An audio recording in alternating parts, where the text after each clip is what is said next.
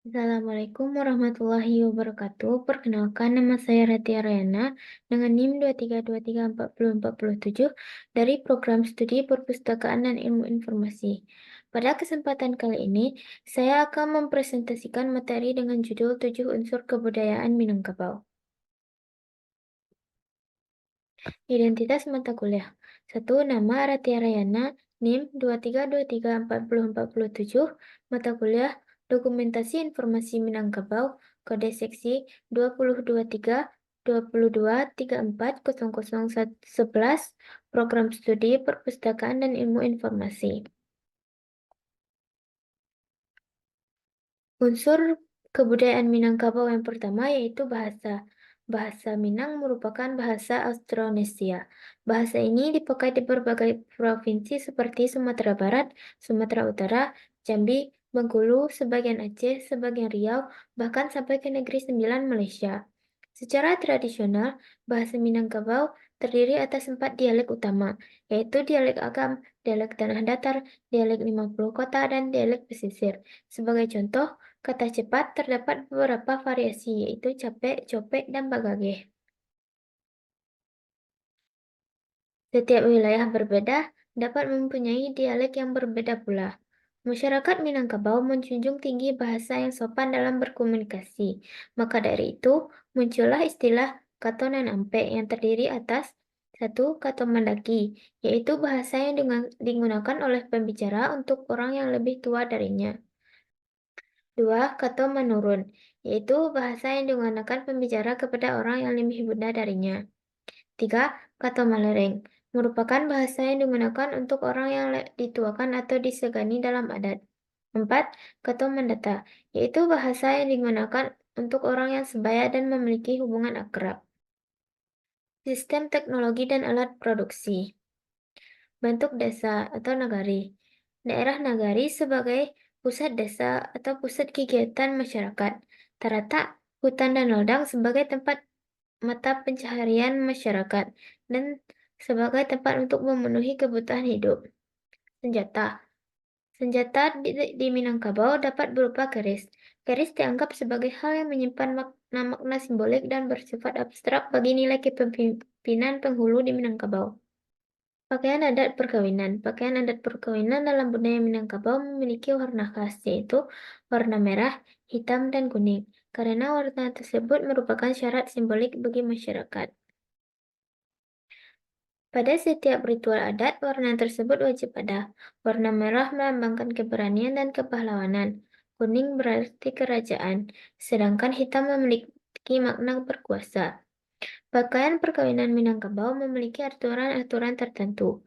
Aturan tersebut dapat berupa kelengkapan tata rias pakaiannya, seperti baju kurung dari kain pelutru yang dihias dengan benang emas, kain sarung atau kodek dari kain pandas sekek, dan hiasan suntiang tingkulak serta selendang yang disangkutkan di bahu kanan mempelai.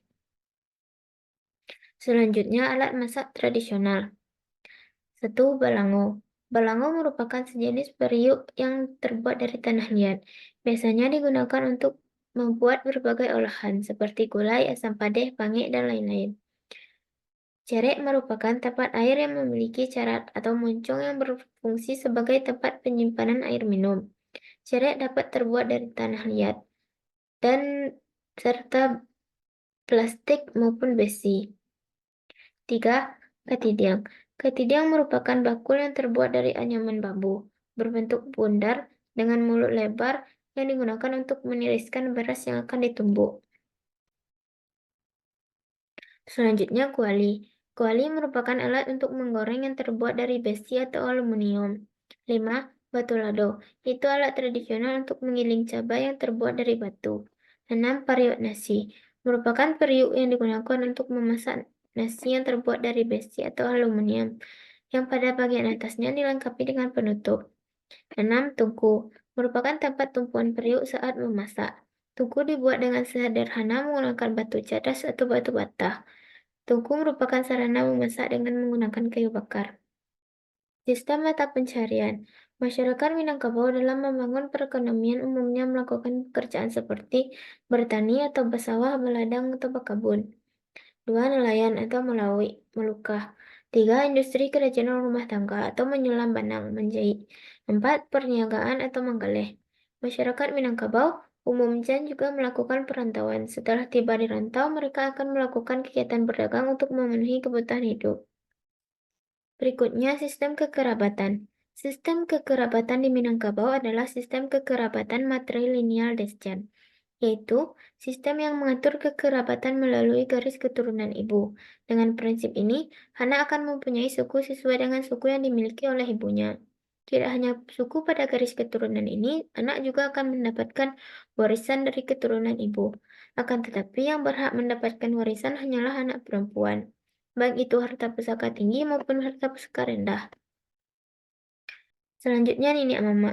Nenek Mama memiliki peran sebagai pemimpin masyarakat, memberikan pengarahan agar tidak terjadi perkelahian dalam masyarakat, serta mendidik kemanakan dan lain-lain. Bundo Kandong. Bundo Kandong memiliki peran di dalam rumah gadang. Beliau memiliki kewajiban mengurus segala sesuatu yang terjadi di dalam rumah. Tidak hanya berperan di dalam rumah, Bundo Kandong juga berperan di luar rumah ketika terjadi perhelatan atau batagak penghulu. Selanjutnya, sistem pengetahuan. Pada usia yang ke-7 tahun, biasanya anak laki-laki Minangkabau akan meninggalkan rumah untuk menimba ilmu di surau. Pada usia remaja, mereka akan meninggalkan perkampungan untuk menuntut ilmu di sekolah atau mencari pengalaman di luar kampung halaman. Dengan harapan, ketika pulang mereka akan bertanggung jawab kepada keluarga dan nagari. Selain terkenal sebagai pedagang, masyarakat Minangkabau juga memiliki keahlian dalam bidang keilmuan, seperti penggerak kemerdekaan Dr. Haji Muhammad Hatta, Profesor Magister Muhammad Yamin, Sultan Syahrir, dan masih banyak lagi.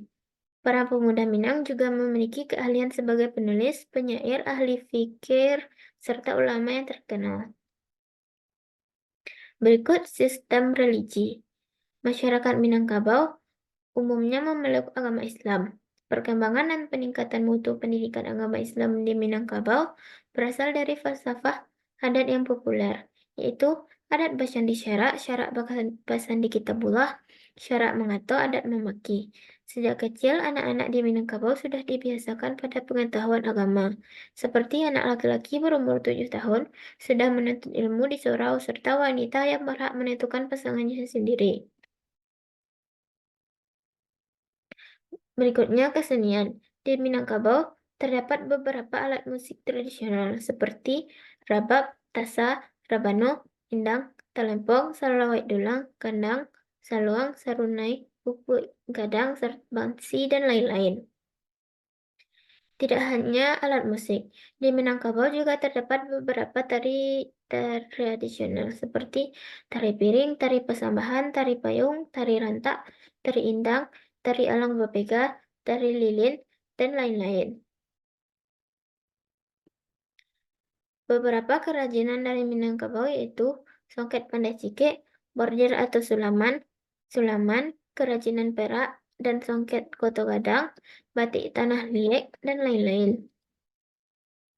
Beberapa upacara adat yang ada di Minangkabau yaitu turun mandi pemberkatan bayi, sunat rasul yaitu sunat bagi anak laki-laki, batagak penghulu yaitu upacara pengangkatan tetua. Biasanya pada upacara ini Niniak Mamak serta Bundo Kandong ikut berpartisipasi. Menyabik panen padi sebelum waktu Ramadan datang, menghantar pembukuan, menantu mengantarkan takjil untuk mertua, dan lain-lain. Berikut daftar pustaka yang saya jadikan sebagai daftar referensi. Hanya itu yang dapat saya sampaikan. Jika ada kata-kata yang salah, saya mohon maaf. Saya sudahi dengan Assalamualaikum warahmatullahi wabarakatuh.